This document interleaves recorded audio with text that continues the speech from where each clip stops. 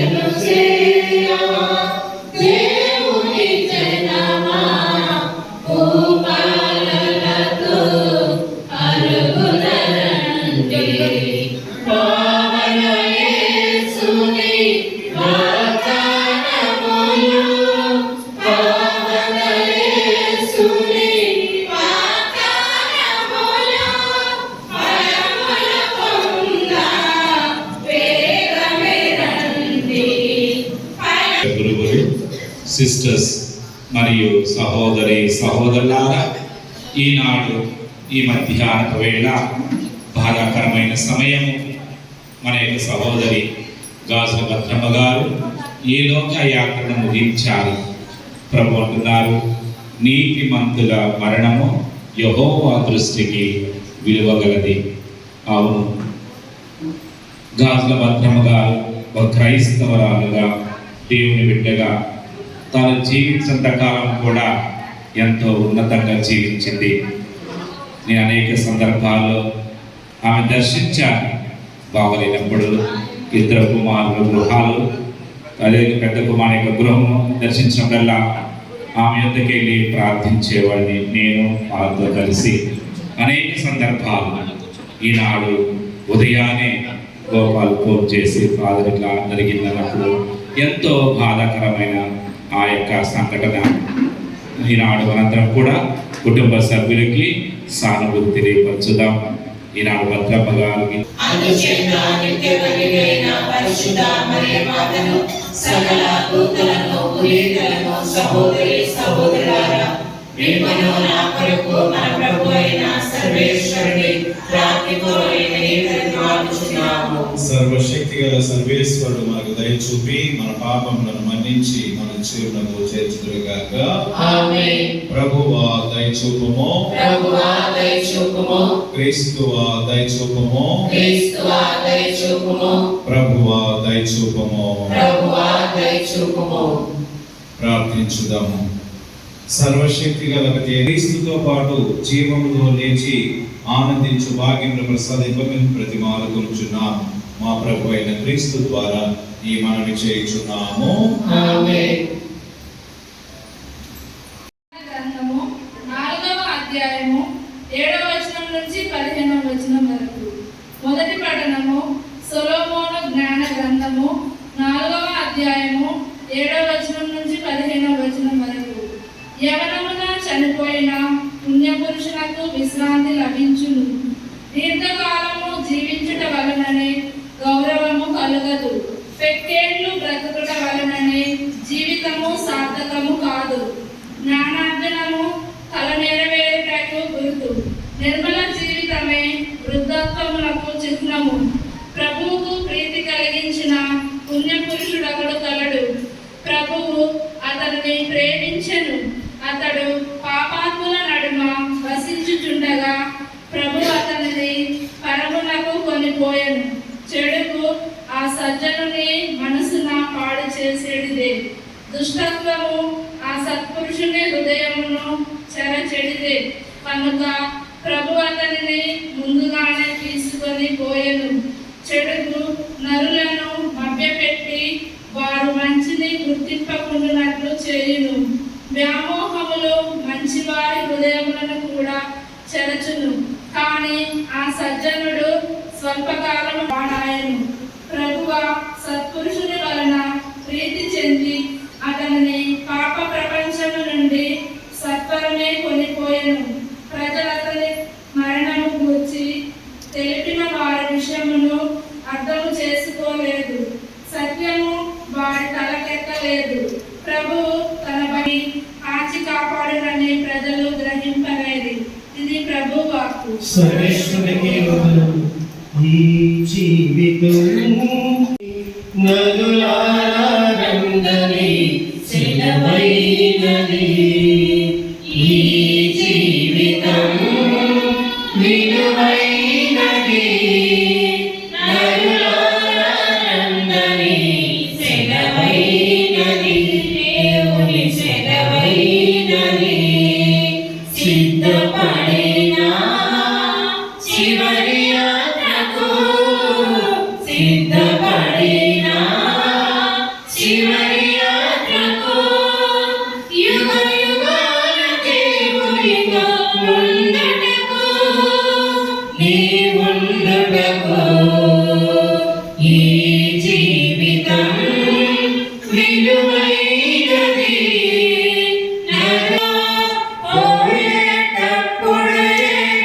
పట్టుకొని సంపాదన కోసమే పట్టలేదు నీవు. పోయేటప్పుడు ఏది పట్టుకొని పోతున్న వారిని నీవు చూచుటలేదా? పోతున్న వారిని నీవు చూచుటలేదా? బ్రతికి ఉన్న వారు మాత్రమే కాదా?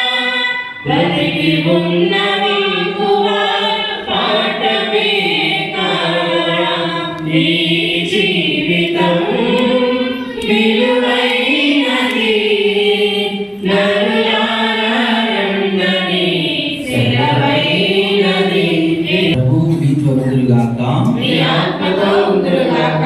పునీత లూకా గారు రాసిన సువిశేషంలోని భాగము. ప్రభువా నీకు మహిమ కలుగునుగాక.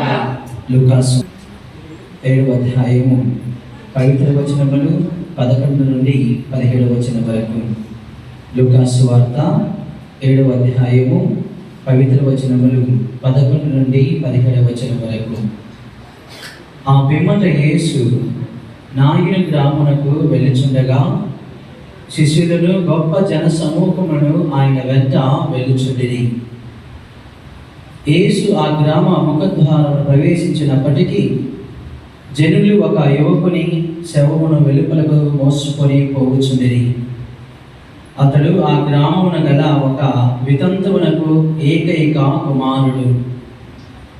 ఆ గ్రామ ప్రజలు అనేకులు గుంపులుగా వెంట నుండి ఆ తల్లిని చూసి యేసు కనికరివద్దమా అని పలికి ముందుకు సాగి పాడెను తాకెను. వెంటనే దానిని మోయుచున్న వారు నిలిచిపోయిరి. అప్పుడు యేసు, చిన్నవాడా లెమ్ము అని నీతో చెప్పుచున్నాను అనెను.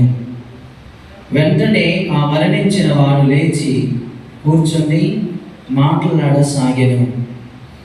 యేసు వారిని తల్లికి అప్పగించెను.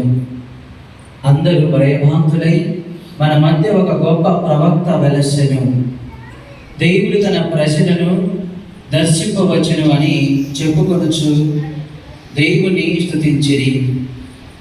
యేసును గురించిన ఈ వర్తమానము యోదయ ప్రాంతములంతటను పరిసర ప్రాంతములంతటను వ్యాపించెను. ఇది క్రీస్తుని సువిశేషము. క్రీస్తువా నీకు స్తుతి కలుగునుగాక. ఈరోజు మనం మన సంఘ సభ్యురాలు రోజు తిరుసభకు ముగ్గురు కుమారులను వారి కుటుంబాలను విశ్వాసములో పెంచి దేవుడు అప్పజెప్పినటువంటి బాధ్యతను ఆమె నెరవేర్చి ఇక సెలవు అని ఆమె శాశ్వతంగా మన నుంచి దూరం అయిపోయినటువంటి రోజు. దేవుని సన్నిధిలో ఆమె శరీరాన్ని తీసుకుని వచ్చి మనం ఇక్కడ ప్రార్థన చేస్తూ ఉన్నాం. బైబిల్ గ్రంథంలో ఉన్నటువంటి విశ్వాసము, బైబిల్ గ్రంథంలో ఉన్నటువంటి నమ్మకము, అదేవిధంగా మనందరికీ తిరుసభ నేర్పించినటువంటి విషయము విశ్వాసము ఏమిటంటే నిత్య జీవితాన్ని మనం విశ్వసిస్తూ ఉన్నాం. శరీరం యొక్క ఉత్థానాన్ని మనం విశ్వసిస్తూ ఉన్నాం. ఈ రెండు కారణాల వలన మనం మరణించిన ప్రతి విశ్వాస యొక్క శరీరాన్ని దేవుని సన్నిధికి తీసుకొచ్చి ఆమె కోసము ఆయన కోసము ప్రార్థన చేసి పుస్తకం చేస్తూ ఉంటాం. కేవలము రెండే విషయాలు. ఒకటి, నిత్య జీవితాన్ని విశ్వసిస్తూ ఉన్నాం. రెండవది, శరీరం యొక్క ఉత్థానాన్ని మనం విశ్వసిస్తూ ఉన్నాం. ప్రియ దేవుడిలారా, ఈ లోకంలో death is certain, death is inevitable. దాన్ని ఎవరు కూడా ప్రియ దేవుడిలారా దాటిపోలే. ప్రతి ఒక్కరు కూడా మరణించాల్సిందే, ప్రతి ఒక్కరూ చనిపోవాల్సిందే. ఈ లోకంలో మనిషి పుట్టడం ఎంత నిజమో చనిపోవటం కూడా అంతే నిజం. చాలాసార్లు మనం పుట్టటాన్ని సంతోషిస్తాం, కానీ చనిపోయినప్పుడు ఇది కల అయితే బాగుండేదేమో, ఇది ఊహ అయితే బాగుండేదేమో అని చాలాసార్లు మనం అనుకుంటాం. మరి బైబిల్ గ్రంథం మనకు బోధించే విషయము, ఈ లోకంలో పుట్టుటకు ఒక సమయము, గిట్టుటకు ఒక సమయం ఉంది. ఈ లోకంలో ప్రతి మనిషి పుట్టినప్పుడు మనం ఎలా అయితే సంతోషిస్తామో, చనిపోయినప్పుడు కూడా నిజమైనటువంటి బిడ్డలు సంతోషించాలి. సోక్రటీస్ అంటారు, death is a divine gift అంటారు. మరణం అనేది ఒక వరం. మరణం ద్వారానే మనం తిరిగి దేవుడిని చేరుకుంటున్నాం. ఉపదేశుడి గ్రంథములో 12వ అధ్యాయములో 7వ వాక్యములో మనం చదువుతూ ఉన్నాం. మరణించినప్పుడు శరీరము మన్నవుతూ ఉంది, ఆత్మ దేవుడిని చేరుతుంది. అది ఎక్కడి నుంచి వచ్చిందో తిరిగి అక్కడికే చేరుతూ ఉంది. కాబట్టి మరణం అనేది ఒక వరము లాంటిది. మరణంతో జీవితం ముగించడం లేదు, మరణంతోనే జీవితం అంతం కావటం లేదు. అంతం కాదు, ఇది ఆరంభం. ఈ లోక జీవితాన్ని ముగించుకొని పరలోక జీవిత యాత్రను ప్రారంభిస్తూ ఉంది. అందుకే మన విశ్వాసులు చాలా మంది ఒక పాటగా పాడుకుంటాం, నా సొంత దేశము ఇది కాదు, ఇక్కడ నేనొక పరదేశిని. నా సొంత దేశము ఇది కాదు, ఇక్కడ నేనొక పరదేశిని. పరలోకము నా గమ్యమది, పరలోకము నా గమ్యమది, నేను నివసించే భవనమది, నేను నివసించే భవనమది. సముద్రయాత్ర చేస్తున్న శ్రీయం సంచారి, అలలను దాచి భయమేలా. కాబట్టి మన సొంత భవనము, మనం నిర్మించుకున్న భవనాలు కాదు. ఎంతో ఖర్చు పెట్టి మనము కొన్ని విల్లాలు, కొన్ని భవనాలు మనం కట్టుకుంటాం. ఇవి కాదు మన శాశ్వత గృహాలు. మన శాశ్వత గృహము పరలోకము. ఎక్కడి నుంచి అయితే మనం వచ్చామో తిరిగి అక్కడికి వెళ్తున్నాం. కాబట్టి మనం భయపడకూడదు.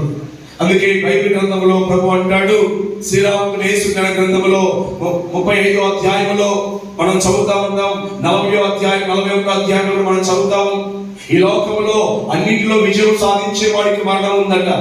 ఈ లోకంలో కోటేశ్వరుడికి మరణం ఉందట. ఈ లోకంలో పేదవారికి మరణం ఉందట. ఈ లోకంలో ప్రతి ఒక్కరికి మరణం ఉందట. మరణం లేని మనిషి ఎవడు?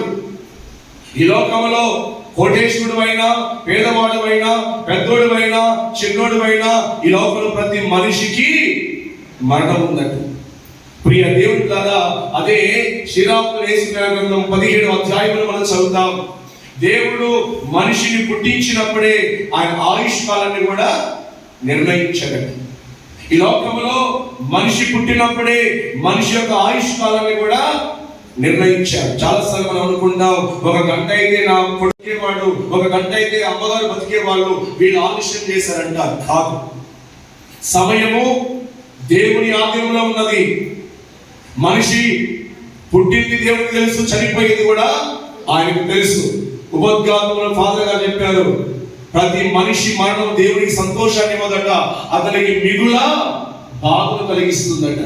ప్రియ దేవుడి ద్వారా కాబట్టి ఈ లోకంలో ఎవరమైనా బాధపడతాం, ఏడుస్తాం. దేనికోసం అంటే వారితో ఉన్న అనుబంధం, వారితో ఉన్న ప్రేమ, వారితో ఉన్నటువంటి ప్రియ దేవుడి ద్వారా మనకు ఉన్నటువంటి బాంధవ్యాలు కొన్నిసార్లు మనని కట్టిపడేస్తాయి, మన మనిషిని పిండేస్తాయి. దీనికి యేసు ప్రభు కూడా అతీతుడు కాదు. ఆయన కూడా కంటతడి పెడుతున్నాడు. తాను ప్రేమించినటువంటి లాజరు మరణించినప్పుడు, లాజరుని చూడటానికి వెళ్ళినప్పుడు అక్కడ మార్తమ్మ, మరియమ్మలు ఇద్దరు కూడా ఏడుస్తూ ఉన్నారు. వాడిని చూసినప్పుడు యేసు ప్రభు కూడా దీర్ఘముగా నిట్టూర్చి ఆయన కన్నీరు కార్చాడు. ఎందుకంటే ఇది మానవ బంధాలు, ఇవి మానవ ప్రేమలు. ప్రియ దేవుడు గారు, ఒకవేళ మనం ఏడ్చిన వాళ్ళు తిరిగి రాదని తెలుసు, అయినా మన ప్రేమను కన్నీళ్ల రూపంలో మనం వ్యక్తం చేస్తూ ఉంటాం. ప్రియ దేవుడి కదా, మరి వాక్యములో రాయబడి ఉంది, ఈ రోజు భద్రమ్మ గారి వంతు, రేపు మన వంతు. చనిపోయిన ఏ మనిషిని చూసినా మన గుర్తుకు రావాల్సిన విషయాలు రెండు. ఈ రోజు ఆమె వంతు, రేపు మన వంతు. ఈ లోకంలో ఎవరు శాశ్వతముగా, నువ్వు రెక్కల గట్టి ఆకాశానికి వెళ్ళినా, నువ్వు సముద్ర బంకల్లో దాచుకున్నా, నువ్వు ఎక్కడికి వెళ్ళినా మరణం నీ వెంట వచ్చిందట. ఒక భక్తుడు అంటాడు, మరణం అనేది నీడ లాంటిదట. మరణము నీడ లాంటిది. నీడ నువ్వు కూర్చుంటే నీ పక్కనే కూర్చుంటది నీడ, నువ్వు పడుకుంటే నీ పక్కనే పడుకుంటది నీడ, నువ్వు పరిగెత్తుకుంటే నీడ కూడా నీ వెంటే పరిగెత్తుకుంటూ వచ్చింది. కాబట్టి ప్రియ దేవుడి ద్వారా మరణం గురించి మనం బాధపడకూడదు. అందుకే ప్రభు అన్నాడు, మరణమా బాధను కలిగించే నీ ముళ్ళెక్కడా, మరణమా బాధను కలిగించే నీ విజయం ఎక్కడా అని ప్రియ దేవుడి ద్వారా ప్రభు శబ్దం చేస్తూ ఉన్నారు. ఎందుకంటే ఆయన మరణాన్ని గెలిచాడు. ఆయన సమాధిని గెలిచాడు. గెలిచి నేనే పునరుత్థానమును జీవమును, నన్ను నమ్మినవాడు జీవముండగా బ్రతికి ఉండగా నన్ను విశ్వసించేవాడు ఎన్నటికీ మరణించడు అని ప్రభు అన్నాడు. ఇది సత్యం ప్రియ దేవుని బిడ్డలారా. ఈరోజు యేసు ప్రభు వారు వాక్యం మనం చదువుకున్నాం. అమ్మా నువ్వు ఎందుకు ఏడుస్తున్నావు? అమ్మా నువ్వు ఎందుకు ఏడుస్తున్నావు? ఏడవద్దమ్మా అని ఓదార్పునిస్తున్నాడు, ఆదరణిస్తూ ఉన్నాడు.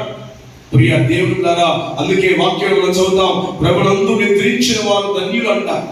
మరి ఈమె మన దృష్టిలో మరణించింది, కానీ దేవుని దృష్టిలో ఆమె నిద్రిస్తూ ఉంది.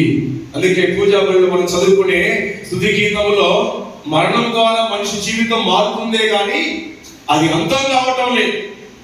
మరణం తర్వాత కూడా మరొక జీవితం ఉంది, అదే పరలోక జీవితం. మరి ముగ్గురు వ్యక్తులు మనం చూస్తున్నాం.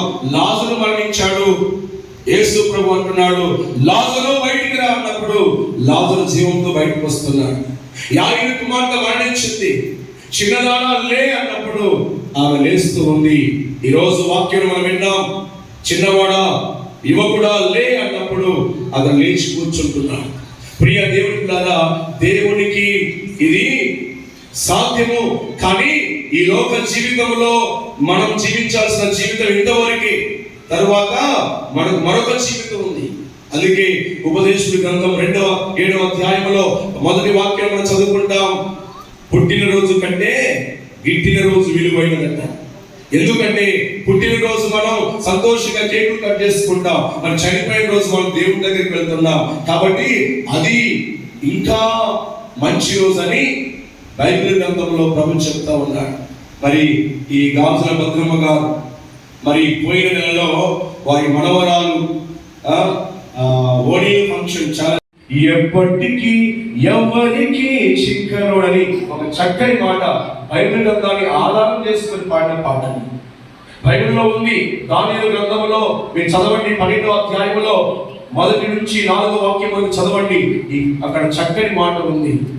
మీకు ధర్మాన్ని నేర్పించిన వాళ్ళు, మీరు జ్ఞానాన్ని నేర్పించిన వాళ్ళ పేర్లు జీవగ్రంథంలో ఉంటాయి, వారు ఆకాశంలో నక్షత్రాల వలె వెలుగుతారని బైబిల్లో ఉంది. ఈరోజు మరి భద్రమ్మ గారికి కూడా ఆకాశంలో నక్షత్రాల వలె ఉంటారని, అలానే దేవుని స్వర్గరాజ్యంలో వారు సకల దేవదూతలతో పాటు, సకల పునీతులతో పాటు, అతసాక్షి వేద సాక్షులతో పాటు వారు మోక్షంలో ఉంటున్నారని మనం విశ్వసిద్దాం. మరి ఈరోజు మరి మరణించి ఉండగా వారి కుమారులకి, భర్తకి, రక్త సంబంధికులకి, తోబుట్టులందరికీ ఆదరణను, ఓదార్పును, ధైర్యాన్ని దయచేయమని ప్రార్థించుకుందాం. దేవుడి వాక్యం ద్వారా మనందరినీ దీవించును గాక. ఆమేన్.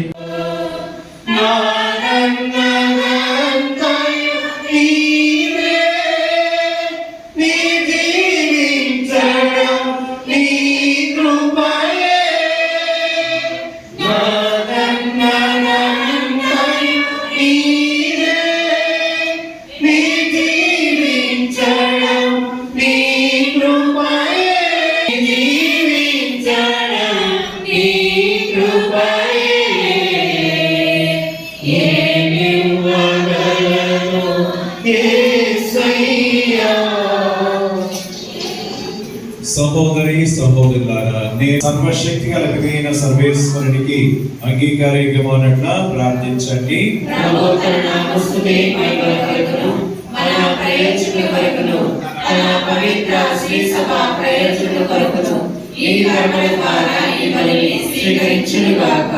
ఓ ప్రభువా, మా సహోదరి గాజుల భద్రమ్మ గారి రక్షణార్థమై మేము నీ కరుణను అర్థించుచు దీనతతో ఈ అర్పణను సమర్పించుచున్నాము.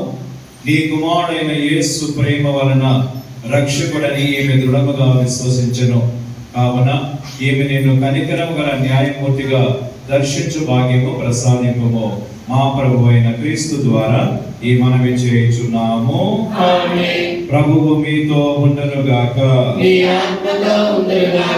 మీ మనస్సులు ఉన్నతమునకు త్రిప్పండి. మన దేవుడైన ప్రభువునకు కృతజ్ఞత తెలుపుదాము. ప్రభు అయిన దేవ, పావన పిత, సర్వశక్తి సర్వేశ్వర, ఎల్లప్పుడూ ఎంచోటను మేము మీ కృతజ్ఞతావందనములు చెల్లించుట యుక్తము, న్యాయము, ధర్మము, రక్షణదాయకము. ఎందుకనా మేమందరము మరణించుకున్నటి కొరకు క్రీస్తు ఒంటరిగా మరణించుటకు అంగీకరించెను. మేమందరము సదా నీ కోసము జీవించుటకు అతడు తన ప్రాణమును త్యాగము చేసెను. కావున దూతల గాయక బృందముతో ఏకమై మేము నిన్ను స్తుతించుట ఎట్లనగా, సర్వేశ్వరుడు పవిత్రుడు పవిత్రుడు పవిత్రుడు, పరలోకములో భూలోకములో నీ మహిమతో నిండి ఉన్నది. మహోన్నతమున హోసన్న, ప్రభువు నామమున వేంచేయువారు ధన్యులు. మహోన్నతమున హోసన్న. ద్వారా ఈ కానుకలను పరిశుద్ధపరచ ప్రతిమాలుకొంటున్నాము. ఈ విధమున ఇవి మా కొరకు మా ప్రభు అయిన యేసు క్రీస్తు శరీర రక్తములు అగునుగాక. అతడు శిలువ శ్రమలకు తనను తాను ఇష్టపూర్తిగా అప్పగించుకున్నప్పుడు అప్పమును అందుకొని కృతజ్ఞతావందనములు చెప్పి నేను, మీరందరూ దీనిని తీసుకొని భుజింపుడు, ఏలైనా ఇది మీ కొరకు అప్పగింపబడనున్న నా శరీరము.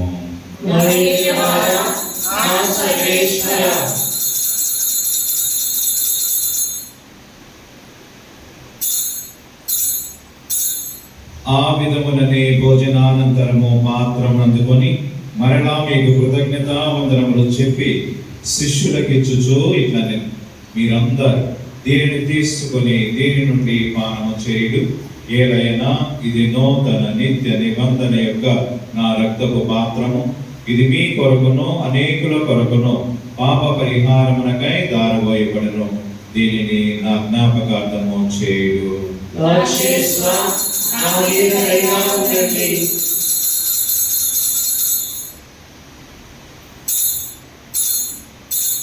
ఇది విశ్వాస రహస్యము.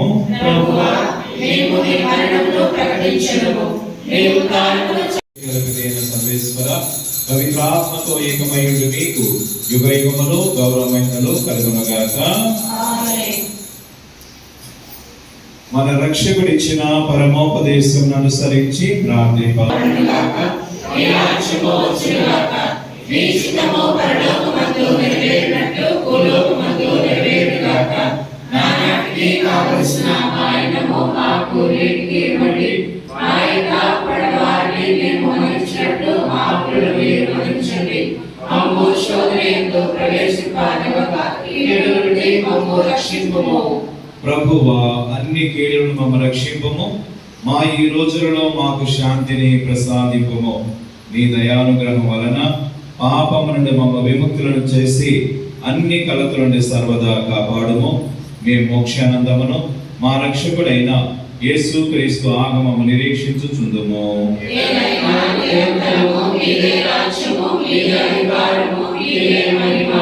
శాంతిని మీకు అనుగ్రహించుచున్నాను, నా శాంతిని మీకు ఇచ్చుచున్నాను అని నీ అపోస్తులతో వచించిన ప్రభు అయిన యేసువా, మా పాపములను లెక్కింపక నీ శ్రీ సభ విశ్వాసమును వీక్షింపుము. నీ చిత్త ప్రకారము నీ సభకు శాంతిని ఐక్యమును అనుగ్రహింపుము. యుగ యుగములు జీవించుచు పాలించు ప్రభువా, ప్రభుని శాంతి ఎల్లప్పుడూ మీ అందరితో ఉండునుగాక. సమాధానము తెలుపుకుందాము. సర్వేశ్వరుని గొర్రెపిల్ల, లోక పాపములను పరిహరించు ప్రభువా, మాకు దయచూపుము. సర్వేశ్వరుని గొర్రెపిల్ల, లోక పాపములను పరిహరించు ప్రభువా, మాకు దయచూపుము. సర్వేశ్వరుని గొర్రెపిల్ల, లోక పాపములను పరిహరించు ప్రభువా, మాకు శాంతిని దయచేయుము. జీవాహారము జీవాహారము ప్రభు మనకు ఇచ్చిన ప్రేమాహారము, జీవాహారము జీవాహారం. ప్రభు మనకు ఇచ్చిన ప్రేమాహారం, ప్రేమతో విశ్వాసముతో స్వీకరించరండి భక్తులారా.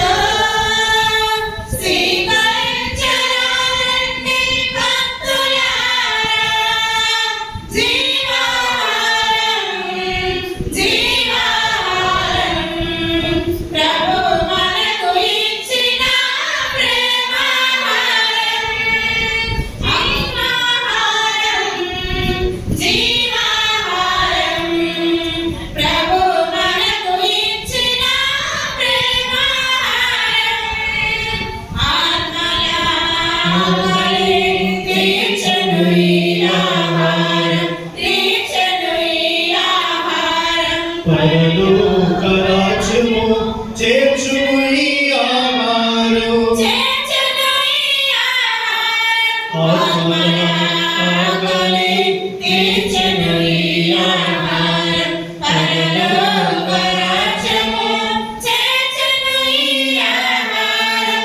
ఈ నిత్య జీవముకై శ్రమించుడి. పరలోకానందం అనుభవించుడి. ఈ నిత్య జీవముకై శ్రమించుడి. పరలోకానందం అనుభవించుడి.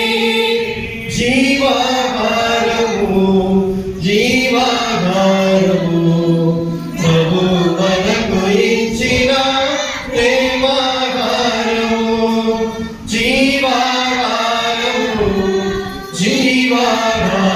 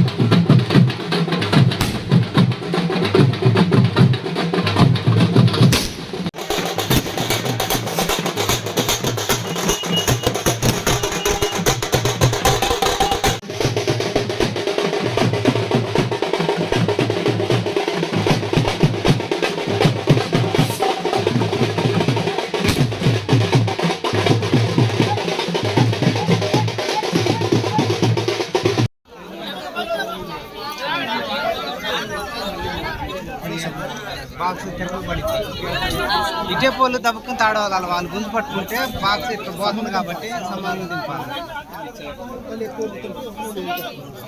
ఇటు నుంచి దింపుతున్నారు కాబట్టి వాళ్ళు టైట్ పట్టుకుంటే ఇది తాడవాలి. వాళ్ళు వదిలితే పెట్టి తిరిగి పడి